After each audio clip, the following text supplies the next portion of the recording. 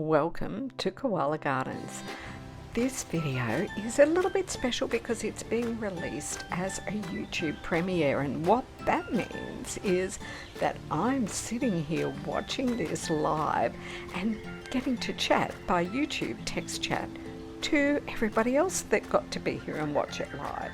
But if you weren't here at the time it was released, don't worry, you get to watch this just like any other regular YouTube video from Koala Gardens, although you can also see the text chat that we had while we were watching together. This is a great way to bring a whole heap of information about koalas to you. We've just had Save the Koala Month September. I'm a little bit late collating all of this together because I did have a big computer breakdown. But we're going to go over 30 koala facts, but I tell you, there's so many more things involved in all of those facts. And I've got another special treat to show you while we walk through all of that together. Are you ready? Let's go. I do want to start by acknowledging the Widjabul people of the Bundjalung Nation, on whose land Koala Gardens sits. It's the most amazing place to live that anyone could imagine. And this video is really and truly brought to you by all of these people who support what I do in so many ways behind the scenes. My calendar sponsors, In the Loop Adopters, and ever-growing Patreon family. Do check out the link to Patreon below. It's a great way to become part of the family here. During September, I released 30 koala facts, so that was one every day. I released them as shorts across YouTube, and I released them on Facebook and Instagram as images with some more information. Now I'm collating all of that together to talk about those facts with you again, but I've also got this huge treat. I've got a follower who does so much behind the scenes called Sean Sack, and he took it upon himself to do some koala drawings during September, and you can see this beautiful drawing on the screen at the moment of Ellie. Over in Discord, Sean has some channels of his own where he gives us a beautiful sneak peek and behind the scenes looks at how he goes about doing his drawings. He's been drawing koalas from Koala Gardens for a few years now, and he has developed an amazing ability to really capture the essence of the character of every koala that he draws, and we love it. Fun fact number one about koalas is that while they are as cute as a teddy bear, they are not even a little bit related to bears. Well, I guess except that they're both mammals. Now, did you know that nearly every native mammal in Australia is actually a marsupial? Do you know what it means to say that a mammal is a marsupial? Marsupials are mammals, but they're very special, and there's almost no other marsupials outside of Australia, yet you can see on this image that we have loads and loads of different kinds. What you can see in this image here is something you would only see from a marsupial, and that is a baby sticking their head out of a pouch. Now, this is a photo I took on my property, and it's of another kind of marsupial. Most people tend to think of kangaroos when we say marsupial, and this is quite a bit like a kangaroo, but quite a bit smaller than a kangaroo, and it's a red-necked wallaby. And fact number two, I love this one. All the First Nations people in Australia have a name for koala that means something about the fact that they don't really drink water. But because there are hundreds of languages, there are actually hundreds of names for the koala.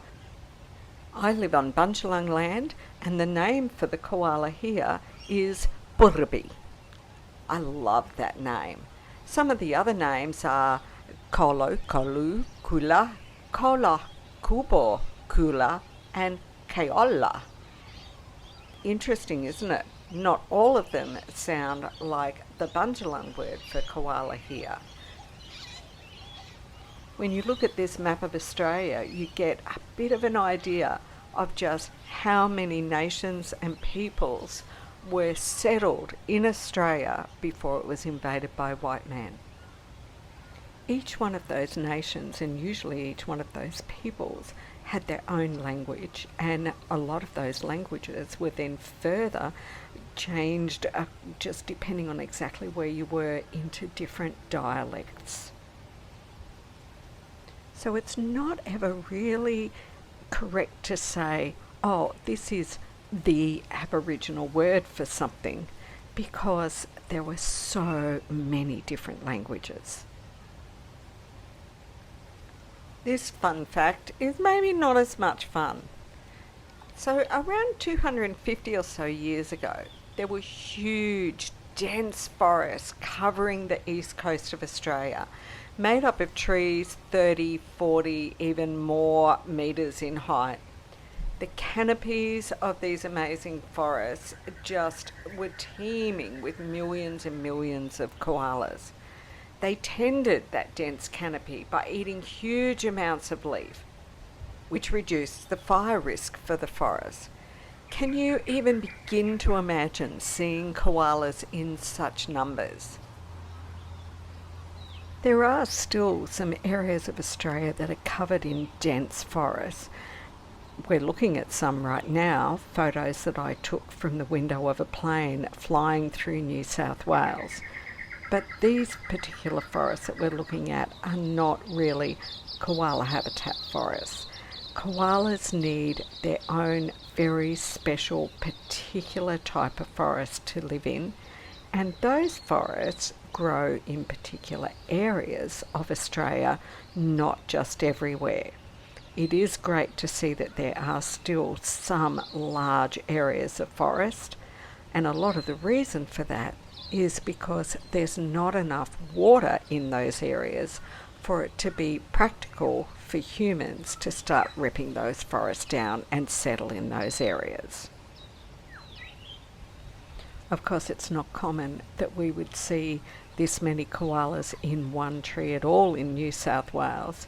Usually that's because they're captive koalas and they only have a few trees to choose from.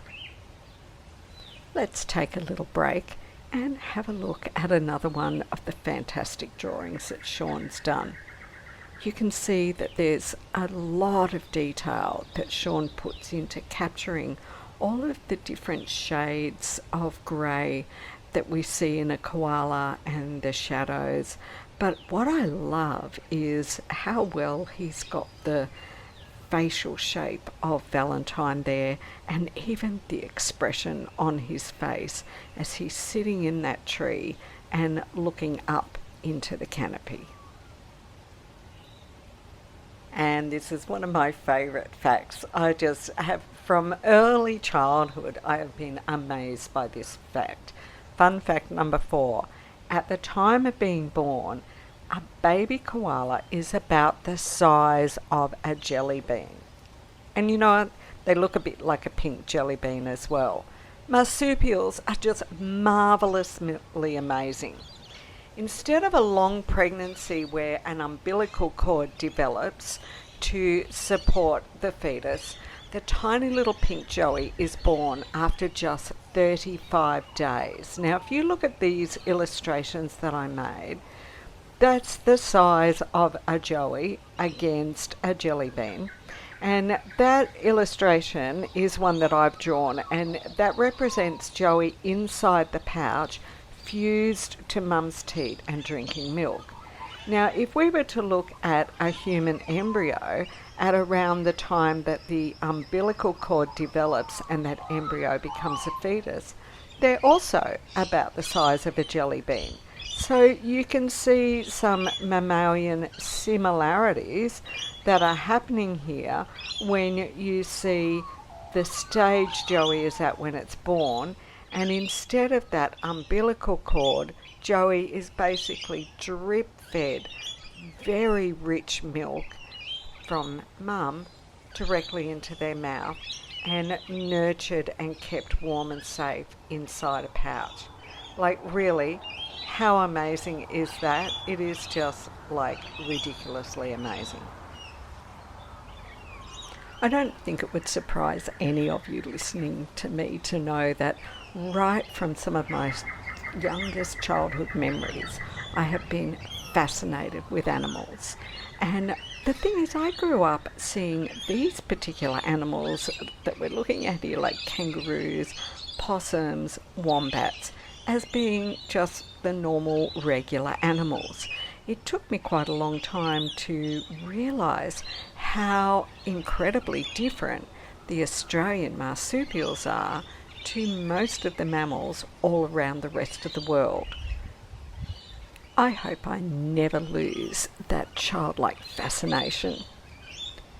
Another way that you can support the work that I do here, bringing all of this gorgeous nature to you, if you can't do something on a regular basis, is you can drop a super thanks by using the heart button with the $sign in it just below this video. Now remember, all of my video on YouTube will always be completely free. Sharing, liking and commenting on my videos are just as important as throwing a couple of dollars into the kitty. Okay, fun fact number 5. I bet that you knew that kangaroo babies are called a joey and the koala baby. But did you know that Joey is the name that we use for all babies of all marsupials? It's kind of like all dog babies are puppies and all feline babies are kittens. Well, marsupial babies are joeys.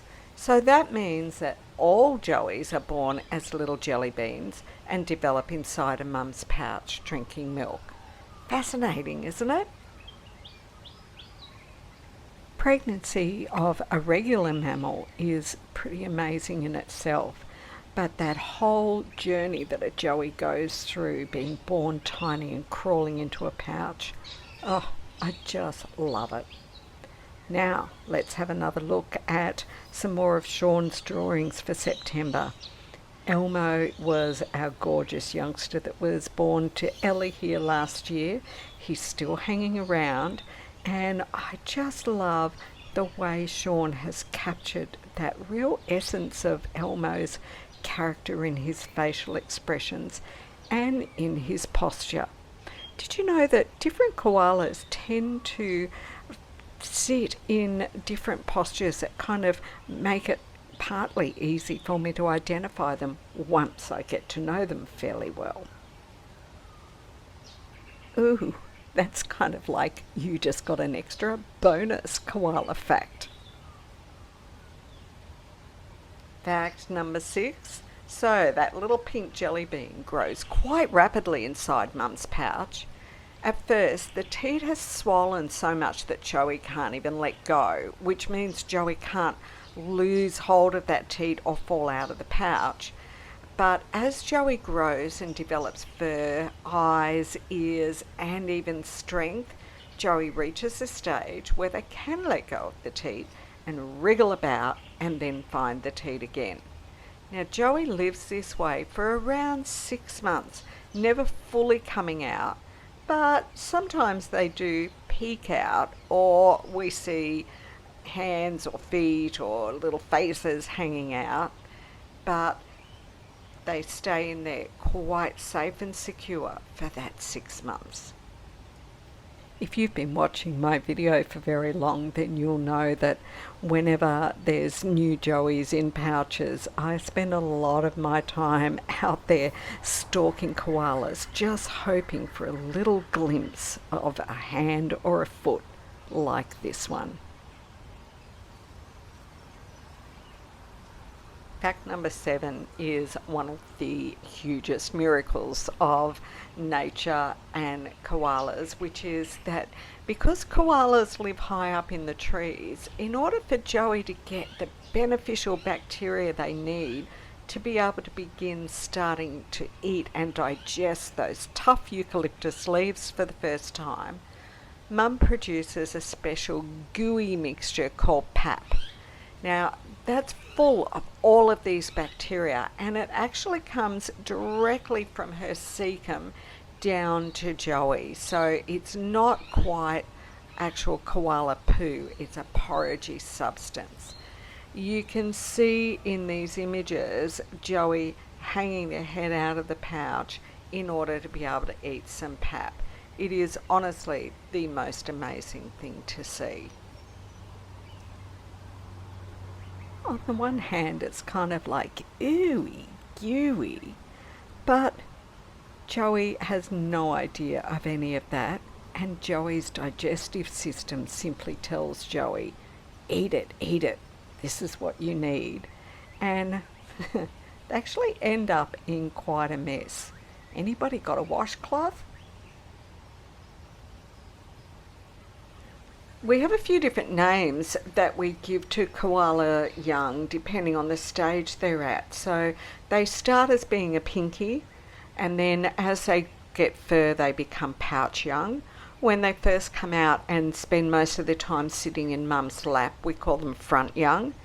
But then they begin to ride on mum's back, and we call them back young. They can do that for up to a year after they have been born, which is, up to 6 months after coming out of the pouch. Depends on how quickly and how well they grow as to when mum starts to say, yeah, no, you are just big enough, thank you very much. At the time that they're back riding, though, they are still drinking some milk from mum. So weaning is kind of a process, just like it is for most other animals.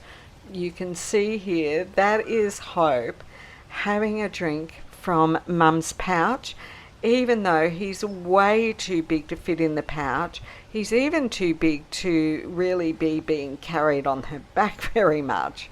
But he does still, at this stage, have some little drinks of milk.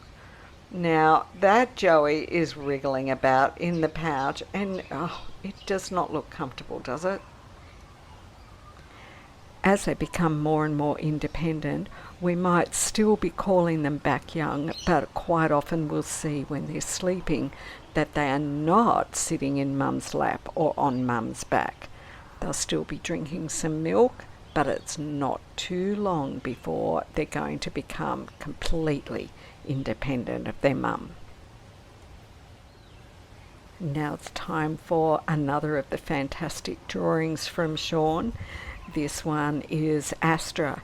Astra came to Koala Gardens when he had first separated from his mum. Now, I haven't seen him for some weeks, but I love once again how there's a difference in the facial expressions on the drawing that Sean's done. It's really great, particularly when you look at Sean's drawings with the original photo that he chose to draw from right beside it. It gives you a real feeling for just how much detail and work goes into each one of those drawings.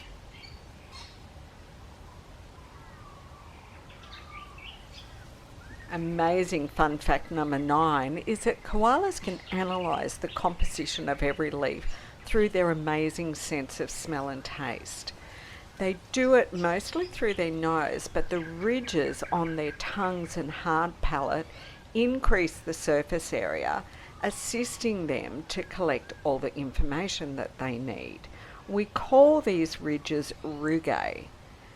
The leaves contain a lot of tannin, and this stains the koala's teeth quite black, and you don't have to worry when you see black on the teeth of a koala. It's perfectly normal. These rugae really help the koala to do their complex analysis of each of the eucalyptus leaves, because that increased surface area means that a lot more information is able to be absorbed and gathered and analysed. And that's why we notice that koalas will smell every leaf before they start eating. And then, of course, the minute they start to crunch the very first of those leaves, they get to do a second lot of analysis. But the main thing is that air moving over the tongue and that hard palate that gives the koala that ability to start getting that nose working on that all-important chemical analysis. This fun fact is fascinating, really. So primates include us, monkeys, apes, lemurs, a few other animals, but one of the features of primates are that they have unique fingerprints. Only primates have this. Oh, and koalas. This image is a comparison of a human finger and an ape finger, and you can see how similar the types of patterns are, and that's just what we see on a koala finger. One of the other interesting features that primates share with koalas is that we have front-facing eyes and a clavicle setup. So that's a collarbone that is much the same. And that's why koalas appeal to people so much, because they really do look like a cute baby in so many ways.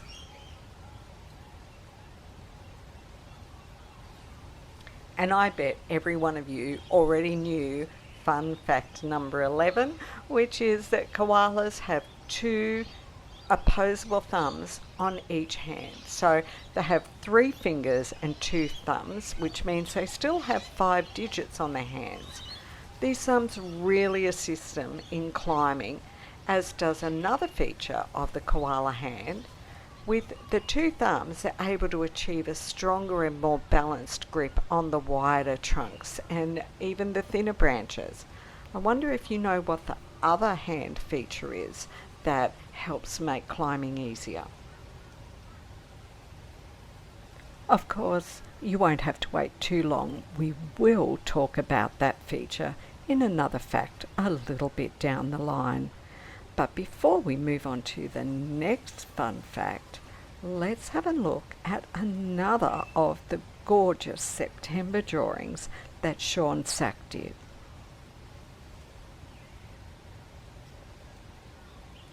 Once again, we've got just amazing detail on this drawing.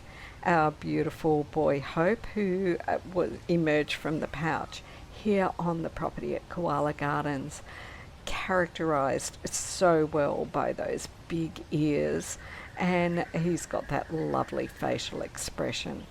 Wonderful detail again in this drawing, and notice how that thin bit of branch behind him is kind of holding him in place on that branch he's sitting on. I always find it hilarious how koalas will use a little thin branch to kind of wedge themselves into place. Classic.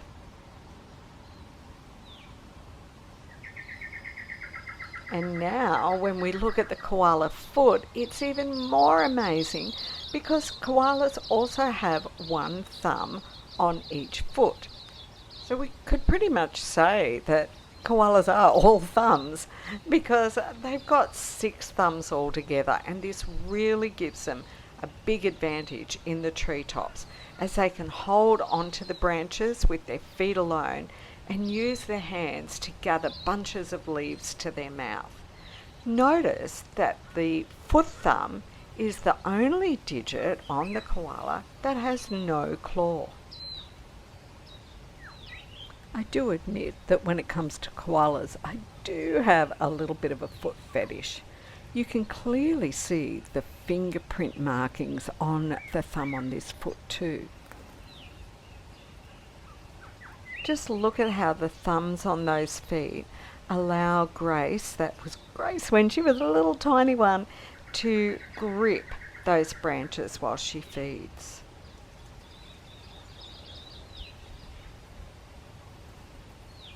Now, as well as that amazing thumb, the next two digits are fused together. The skin covers them both, so they have the bones of two toes and they have two claws at the end, but the skin covers them as though they're one. Now those two claws, they make a handy dandy grooming tool that koalas use all the time. They spend a lot of time combing through their fur with this tool. Often people think they're scratching, and at times they are, but quite often they are also just simply grooming. It's amazing how this tool has evolved on the koala because we don't see it on other marsupials. So some of the things about koalas are common to other marsupials, and some of the things like this grooming tool are specific just to koalas. You can see clearly in this photo how they are fused together just as though they are a single digit with the two claws coming off the end. And in this image you can see that there's hair stuck in between those two claws from the previous grooming session that happened. And of course, the other amazing feature of koala hands and feet that help them climb are those claws. They are awesome, aren't they? Besides the two thumbs, those claws give them that advantage of being able to dig into the bark of the trees, and they stay out like that all the time, so they don't retract like, for example, feline claws do. They stay sharp all their life, and they're mostly used for climbing, but they do make an effective weapon if they have to defend themselves. You can see the marks on this forest red gum that are left by koala claws. So some of them are dotty marks where the claws just grab at the tree, and some are long scratches where the claws have been scratching in the motion of a koala climbing. So mostly the little dotty marks are from the koala hands, and the longer scratch marks are from the koala feet claws as they're pushing themselves up and up the tree. We use a word to describe animals that live in the treetops, and that word is arboreal. So koalas are arboreal, and this is why protecting their habitat is so critical. The trees are everything to the koala. It's their shelter, their place of safety, and their food source. Without forests, not just the odd tree, but without forests, koalas have to move along the ground, and when they have to do that, they are at their most vulnerable to so many kinds of dangers. While some people get a little bit worried about koalas being high up in the trees, oh, that's so far from the ground, it's the safest place for them to be. And they are so agile, as you notice them just gripping with their feet and their hands and reaching out and grabbing for leaf. It's where they were made to live, after all.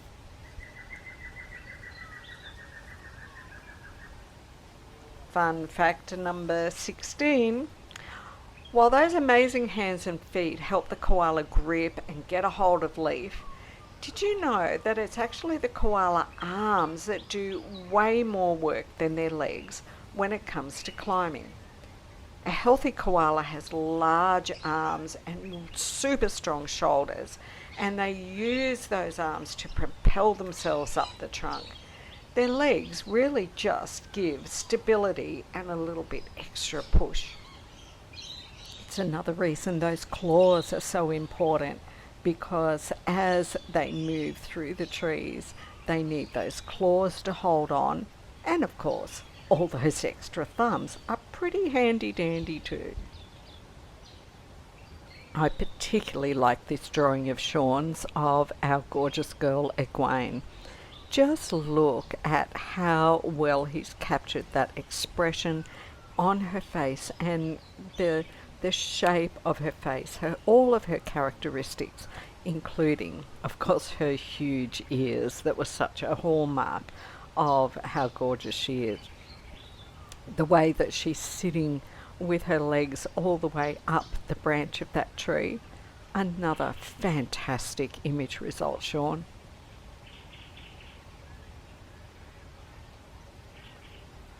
Quite often to the onlooker front down from the ground, it can look quite difficult and even dangerous when you see a koala suddenly leap meters across from branch to branch. But it actually takes less energy to leap across a metre or two than it does to climb down 10, 15 or more metres and then all the way back up again. Koalas are very good at calculating distance and angles in the treetops, and they are very well suited to taking flying leaps through the treetops. And don't we love it when we get to see them actually doing it? Here we go. Yes. Let's watch that one again in slow motion. I love slow-mo.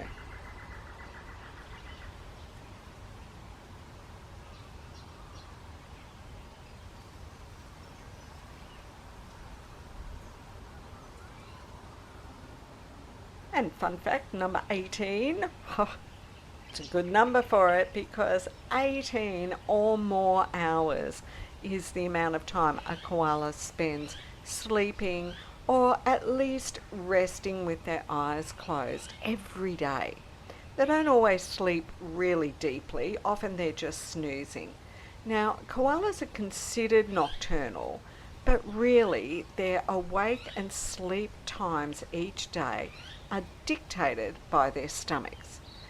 Whenever it's time that they need to eat the next meal, they'll wake up and they'll do that, whether it's at 2 o'clock in the morning and it's pitch dark, or whether it's at 11 o'clock in the morning and the sun's shining brightly. It does mean that when out koala spotting, most of the time that I'm out there or anyone else, we're seeing sleeping koalas, not wildly active ones. So whenever I bring you video of koalas active doing amazing things, that took me a lot of work and a lot of time to catch them awake. Some days I go out spotting twice just to try and increase the possibility of finding a koala awake. Fun fact number 19, and I still don't know how they get comfortable doing this, but that hard pad of cartilage across their lower back is kind of like carrying a seat with you wherever you go. When they rest in a tree, you'll notice that they tend most of the time to kind of sit and then roll back a little to sit on that pad. Their closest cousin is the wombat, and the wombat has this feature too. They are the only two animals that have this cartilage pad feature. However, the wombat uses theirs for a totally different reason. I wonder if any of you know what that reason is. I can guarantee you that the reason is not so that the wombat can sit up in the trees easily, because wombats live under the ground a lot of the time. They make burrows and they come out onto the ground to eat. So here's a photo of a typical wombat using their cartilage pad. If they get scared, if there's a predator around, they will run to one of their burrows, go inside and then push their butt up and wedge a nice closure across the entrance to the burrow with that cartilage pad.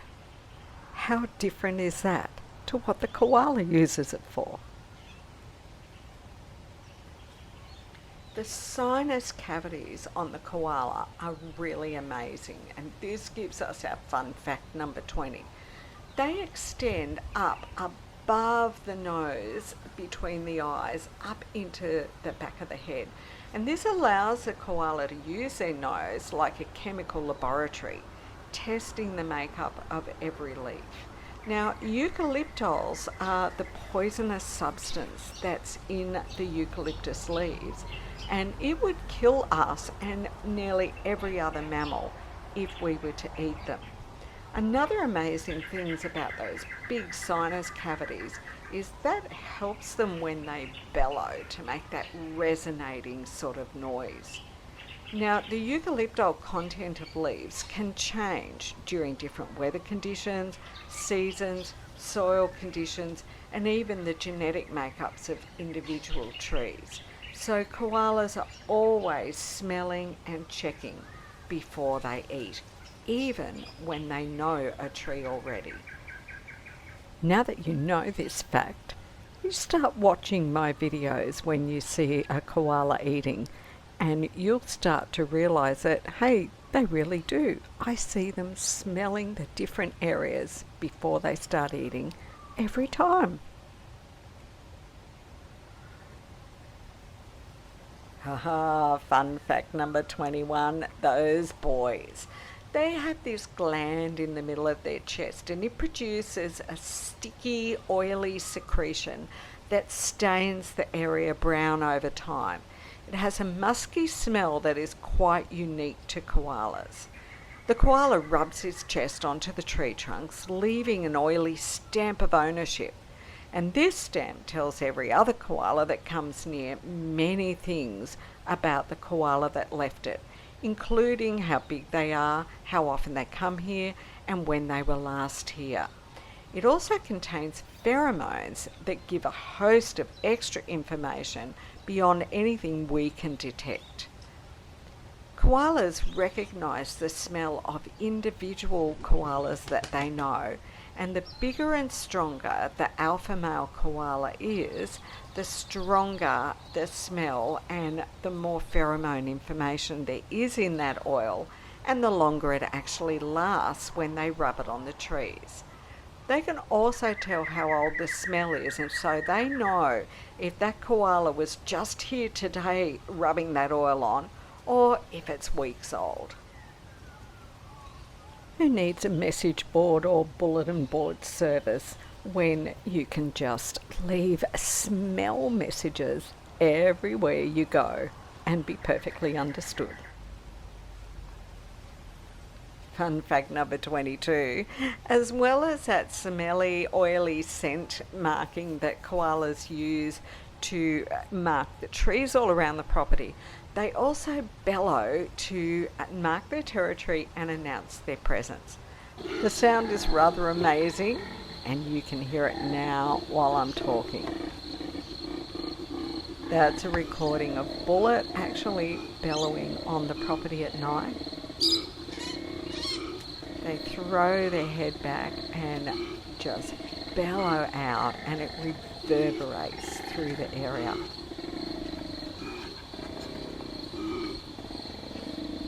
Any of us Aussies that live on koala land, we just, hear that as another of the usual sounds of the bush. But to people new to Australia, it's quite daunting.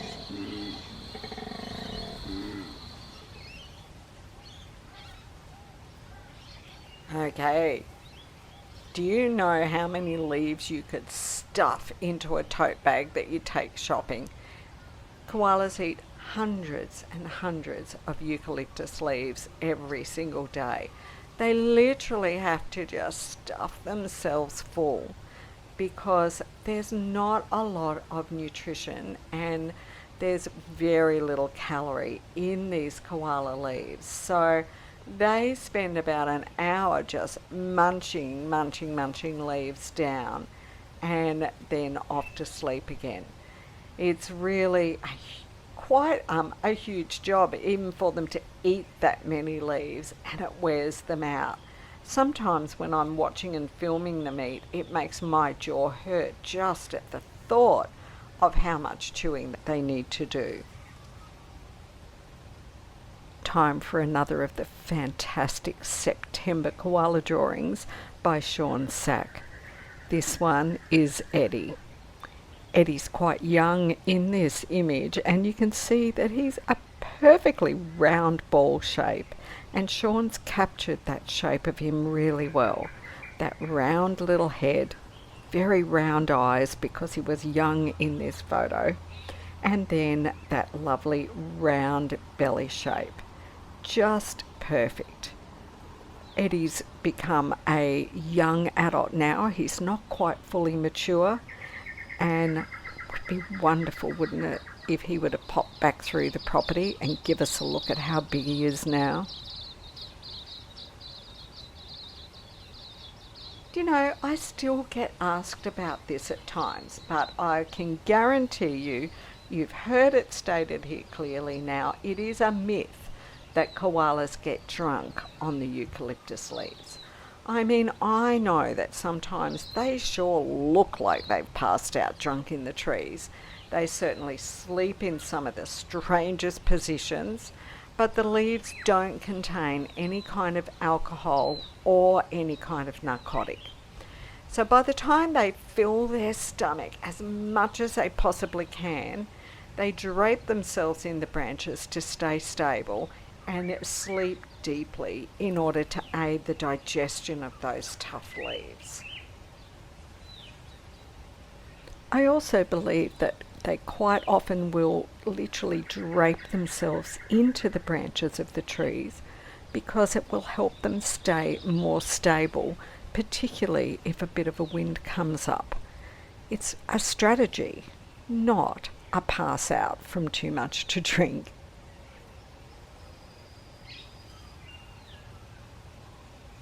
Koala digestion is indeed a fun fact because it is just amazing. As well as they have a stomach that's just like ours, an intestine setup that's just like ours, most of the digestion actually happens in a whopping 2-meter long cecum. So we've got a tiny, tiny little one, but it's a bit like the way horses digest food. So we call these a hind gut digester, and the cecum in the koala and animals like a horse are filled with billions of special bacteria that break the leaves down so that they can get in to digest the nutrients that are inside. No wonder a healthy koala has such a big round belly. They're not fat.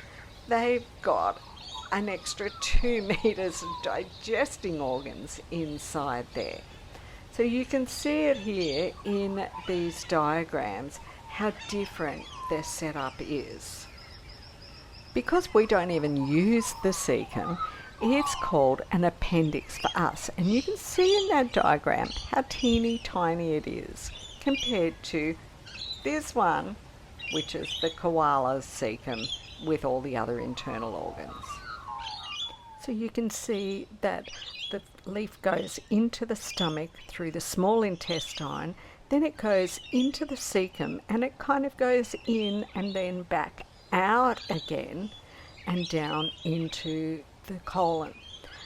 That means that the cecum is still a blind sac, just a really big one.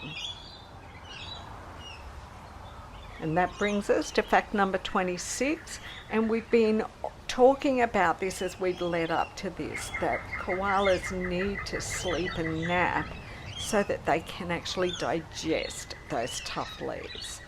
So the calories are what we use to burn up to have energy. Koalas have to conserve energy as much as possible because the eucalyptus leaves are so low in calories. This means they have to try and stop using as many calories as possible while they digest, because did you know it actually takes energy to digest food? And another of the fantastic koala drawings from Sean Sack for September. This time we have Phoenix. Sean was telling us in Discord that this was one of the hardest drawings that he did. It was really hard to get that complex, wise old woman kind of face that Phoenix has just right, and he put a lot of time and energy into getting this fantastic result. Personally, I think that every moment he put into getting this one right has paid off completely. Fact number 27 is an important one about how koalas cool down. So they have a really wonderfully thick coat that insulates them. So it protects them a lot from the hot summer sun. And when it gets too hot, they drape themselves on thick branches or sit upright and hug the big tree trunks. Now, tree trunks are amazingly cool, and while their bellies cool down, that thick fur coat holds that coolness in. Koalas don't ever go and seek shelter. They just stay in the trees all the time, which is, again, brings us back to them being arboreal. They use their thick waterproof insulating coat to protect them, and even when there's a storm, they just curl up in a ball and sleep it out. Now, the next time you're outside on a hot day, I challenge you, go up to any big tree and put your palm against the trunk and just see how cool the trunk of that tree is. You'll be amazed. A lot of people don't realise this fun fact number 28, which is that koalas carry no body fat. So they really do need that incredibly thick insulating coat. It allows them to sleep in all kinds of weather without getting cold and without even burning up too many calories in order to stay warm, because the water doesn't even soak through. It just runs off their backs and only soaks the very outer part. It's amazing when you actually watch a koala wake up after it rains. They shake themselves a few times really well, get up in the trees and start eating, and within 20 minutes they look almost completely dry again. This is because not only does that coat have a great insulating factor to it, but it's so waterproof that the water doesn't really soak right through to the koala's skin. So when the rain stops, they're able to give those few shakes. Most of the water that's just been held in the very outside of the coat is flung off, and it seems like magic, and they're dry. Well, this one's not actually a fun fact. In 2022, the extinction status of the koala was changed from vulnerable to endangered. This means that the koala population has become even smaller and their chances of going extinct have increased. Now, you would think that if a government changes the extinction status, that goes up a level higher, that would automatically trigger that they would start putting in more laws and more policies in place to protect more of their habitat and stop more destruction happening. But no, all the government did was change the extinction status, and there has not, still 2 years later, been any real changes to any of the policies, methods, laws surrounding destruction of habitat. It's one of the big reasons that you will often hear me saying that it's the private landowners that have got the ability to change the landscape. We own most of the land. We can elect to turn our land into native habitat and protect our koalas, our forests, all of our other native animals, and you know what? That's going to protect us too. And here we are, fact number 30. Again, not a real fun fact. If we can't save the cutest animal in the world, what's going to happen to the rest? Koalas truly are the most amazing and beautifully unique animal. It is critical that no more trees are cut down. Planting trees is not the answer. Of course we need to plant trees, but it's not the answer. We have to stop destroying the habitat now. Doing billions of dollars of research is not the answer. Guess what? We already know that we have to stop cutting down the trees and start providing habitat for the koalas. We don't need more research to tell us that. Building hospitals for koalas is not the answer. Now, as you know, I volunteer with a koala hospital. I'm not saying we don't need koala hospitals. I am simply saying koala hospitals will not save the koala. There is only one answer that addresses the cause of the problem, and that's what we have to do. Old growth trees must be protected. Otherwise, we are just wasting all of our time and money with all of these other activities. And I'm sorry, but the government uses a lot of smoke and mirrors to make it look like they are doing all kinds of things to help save the koala. But guess what?